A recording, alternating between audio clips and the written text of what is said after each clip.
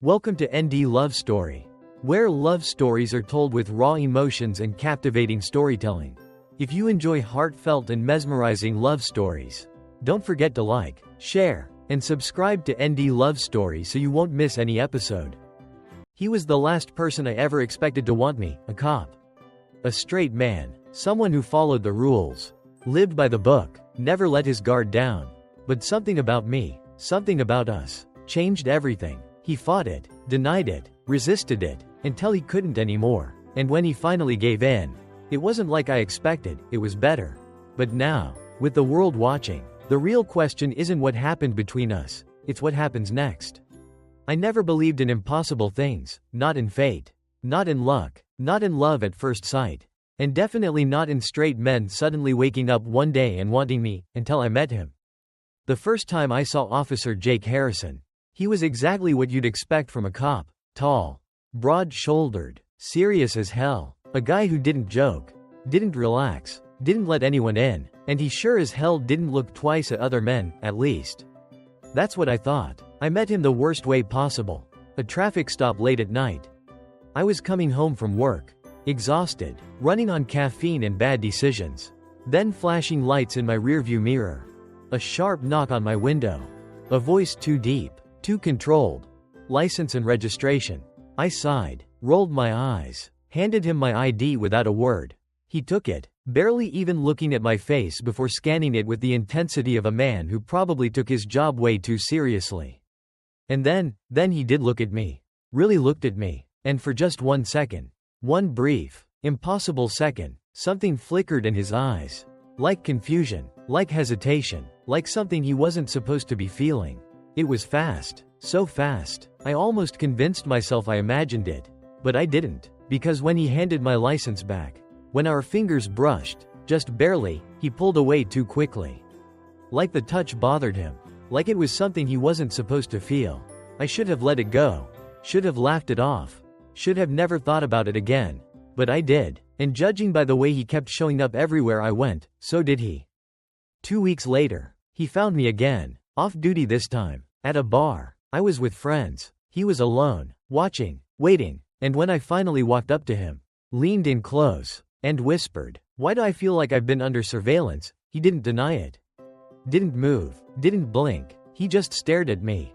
Jaw tight, fingers clenching his drink, and then, voice low, rough, like he hated himself for even asking, "What the hell are you doing to me?" I smirked, let my fingers trail along the edge of my glass. "What do you mean?" His jaw twitched. His grip on his drink tightened. Then, barely above a whisper, "I don't look at men like this." I arched a brow. "Yet here you are." Something dark flickered behind his eyes. Like frustration, like panic, like he didn't understand himself anymore. I leaned in, took my time, made sure my voice was low. "Just for him. Tell me something, officer." He swallowed hard, didn't answer, didn't move, didn't even breathe, so I pushed further. "If this is nothing," I said, tilting my head, "then why do you keep following me?" His throat bobbed, his fingers flexed, and then, in a voice so low it barely reached the space between us, he whispered, "I don't know." But the way his pulse jumped in his throat, the way he exhaled too hard when I leaned closer, the way his hands curled into fists, like he was fighting the urge to touch me. Yeah, he knew. He just wasn't ready to admit it yet. I knew he wasn't ready.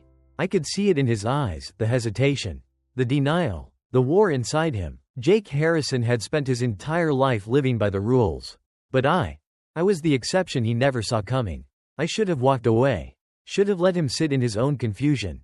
But I didn't. Because the way he looked at me, like he wanted to run but couldn't move, that was all the invitation I needed. "Tell me, officer," I murmured, leaning in just a little more. His breath hitched. His grip on his glass tightened. But he didn't move, didn't stop me, didn't push me away, so I pushed further. "Do you regret stopping me that night?" I asked. He swallowed, didn't answer, so I tilted my head, lowered my voice. "Or do you regret letting me go?" That did it. His body tensed, his fingers twitched, and then, barely above a whisper, "You have no idea what you're doing to me." I smirked, took another sip of my drink, let my fingers trail along the bar, just close enough for him to see. Maybe my gaze flicked to his lips, then back to his eyes. "But I think you do." His jaw clenched. His pulse jumped in his throat. And for the first time since I sat down, he looked like he was about to break. Like he was standing on the edge of something dangerous. Something he couldn't come back from. And I could have left him there. Could have let him sit in his own damn turmoil. But instead, I made the choice for him. I reached for his hand. Just barely.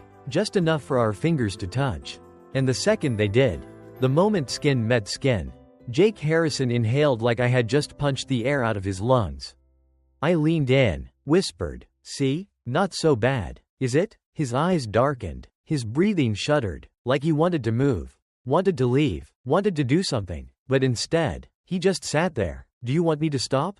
I asked. He exhaled, closed his eyes, shook his head, and in a voice so quiet I barely heard it, "I don't know." I leaned closer. Our knees brushed. His body stiffened, and when I whispered, "Liar," he broke. Jake's hand finally moved. It moved so fast, I barely saw it coming. 1 second I was teasing him. The next his fingers were wrapped around the back of my neck, holding me in place, like he had lost the fight against himself. Like he had finally snapped. And before I could even smirk, before I could even push him further, he growled, "Shut up." Then, without another second of hesitation, he kissed me. It wasn't soft. It wasn't gentle. It was teeth and heat and a decade of pent-up frustration. Like he was punishing himself for wanting me. Like he was making up for all the times he told himself he didn't. And I let him, because Jake Harrison wasn't just kissing me, he was losing himself in me. And that was exactly what I wanted. We should have stopped. We were still in a public bar, people were everywhere. But he didn't care, didn't even think about it.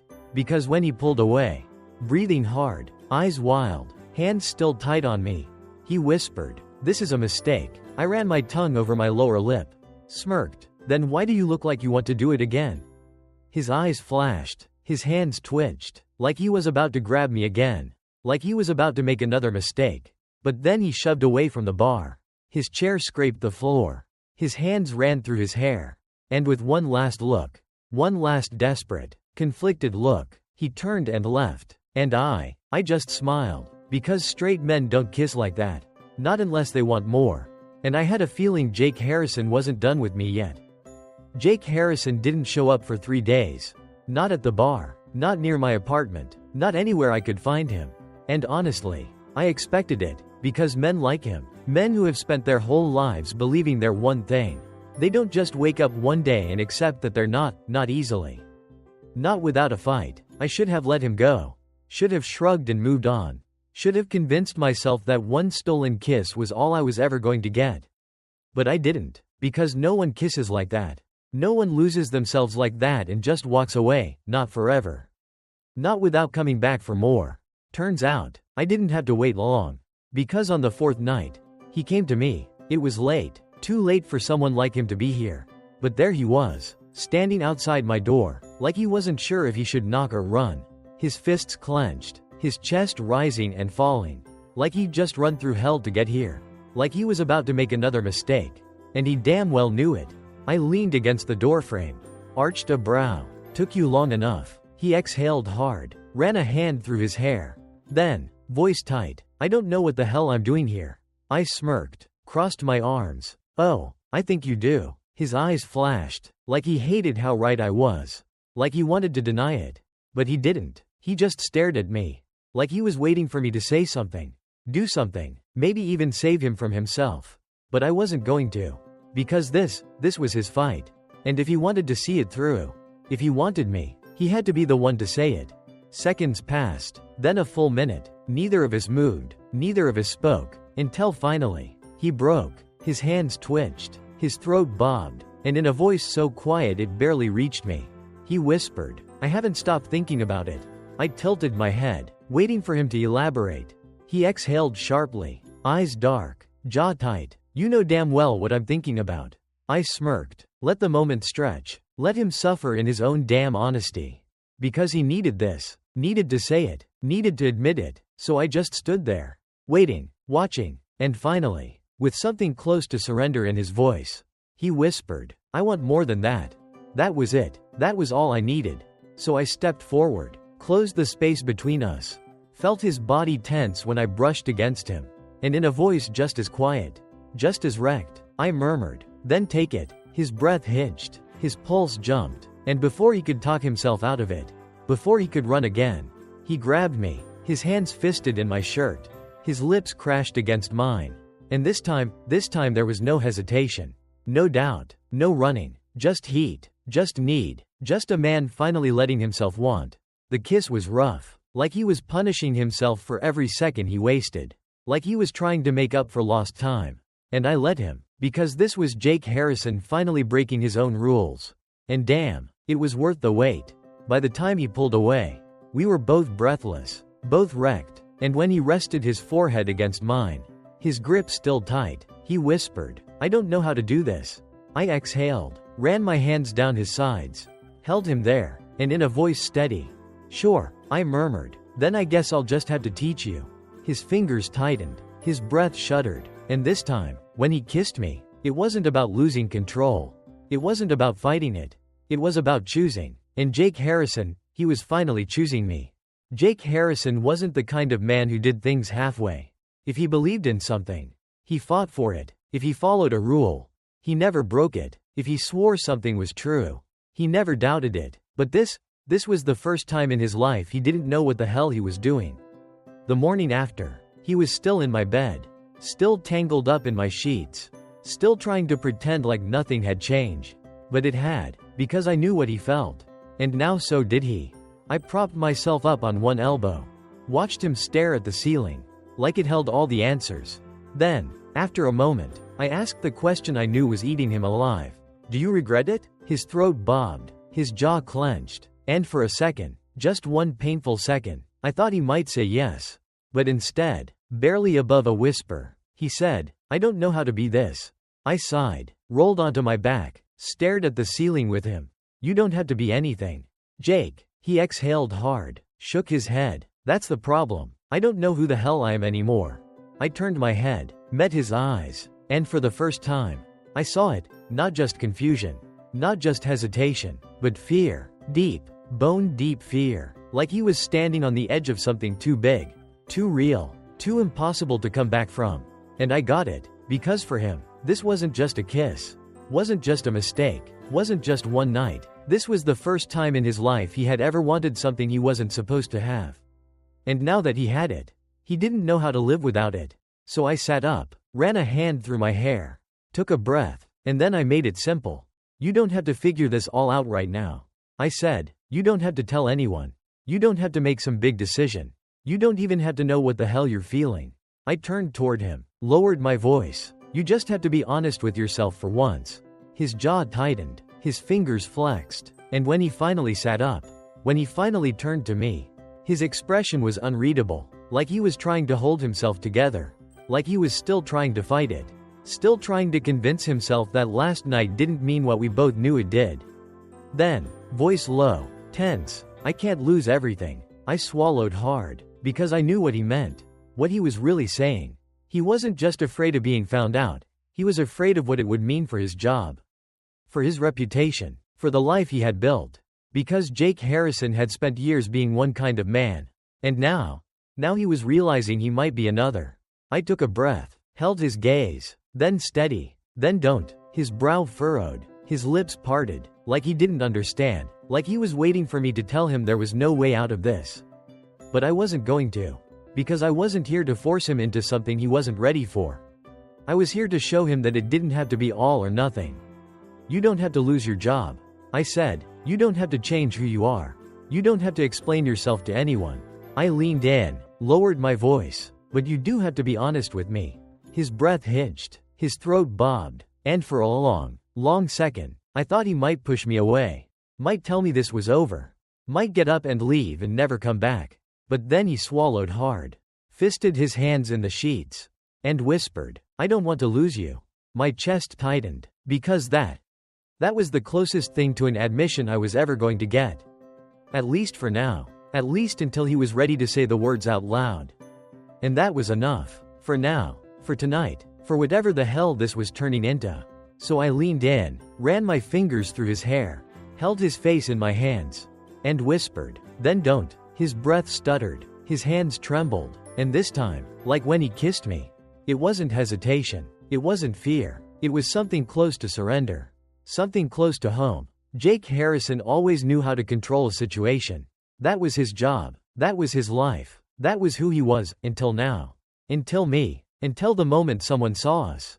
It happened fast, too fast. 1 second it was just another night. Another secret moment. Another stolen kiss in the backseat of his patrol car. The next, his radio crackled and a voice cut through the silence. Harrison.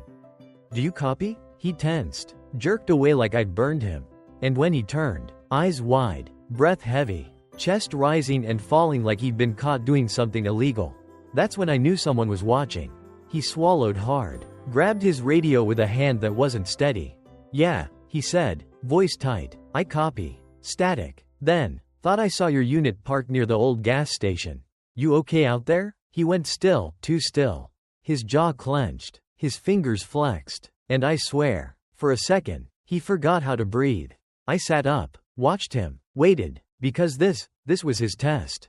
This was the moment where he had to decide, did he keep running? Or did he finally stand still? He exhaled hard, pressed the button on his radio, and in a voice so controlled I almost believed he wasn't shaking inside.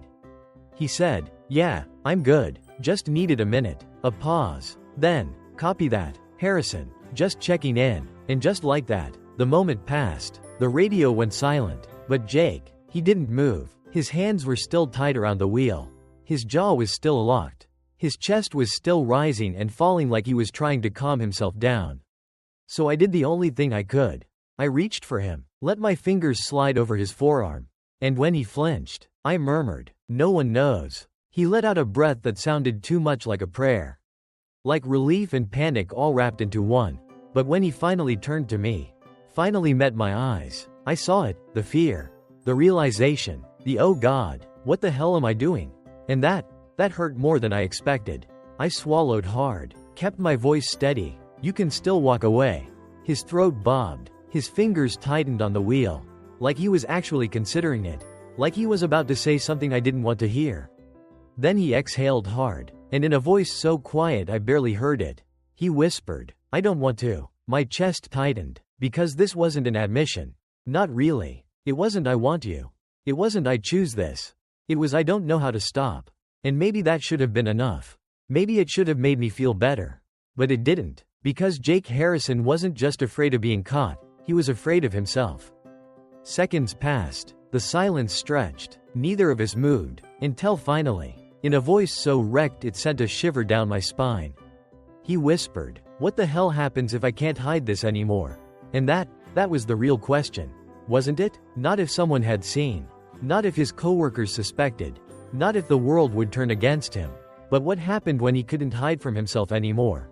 I sighed, ran a hand through my hair, took a breath, then, steady, then I guess you had to stop pretending. His breath hitched, his pulse jumped, and for the first time since this started, since the first time he looked at me like he wasn't supposed to. He looked like he was about to break, like he was standing on the edge of something too big, too real, too impossible to come back from. And I knew this was it, the moment where he had to decide. The moment where there was no turning back. He swallowed hard, gripped the wheel like it was the only thing holding him together. Then, in a voice so low I barely heard it, I don't know how, I turned to him, met his eyes, held them, then, voice calm, steady, then let me show you. His breath stuttered, his fingers trembled, and this time, when I reached for him, when I let my hand rest over his, he didn't pull away. Jake Harrison had spent his entire life choosing the safe path. The one that made sense. The one that kept him in control. The one that never, ever felt like this. But now he had to make a choice that wasn't safe at all. We sat there in the dark. The air between us thick, heavy, charged with every unspoken word, every unmade decision. My hand still rested over his. A touch that shouldn't have felt like an anchor.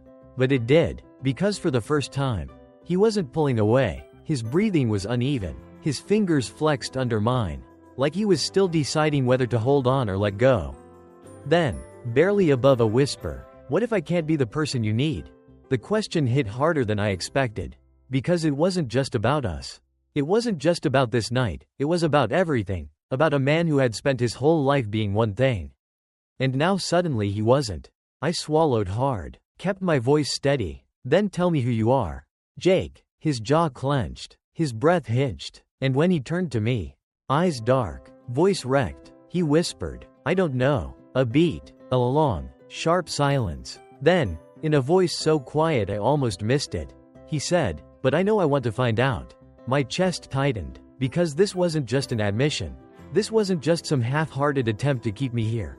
This was the truth, the real, raw, terrifying truth. I exhaled, let the moment stretch. Then, soft, gentle, I whispered, then let me help you.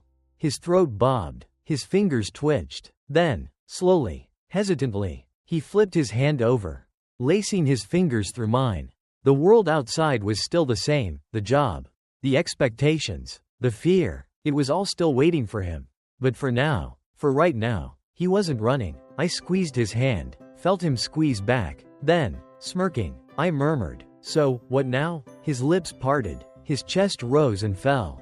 Then, for the first time since this all started, he smiled, small, hesitant, but real. Then, voice low, certain, he whispered, now I stop pretending. And just like that, Jake Harrison wasn't hiding anymore.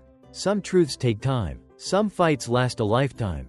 But at the end of the day, the only thing that matters is whether or not you choose to live honestly.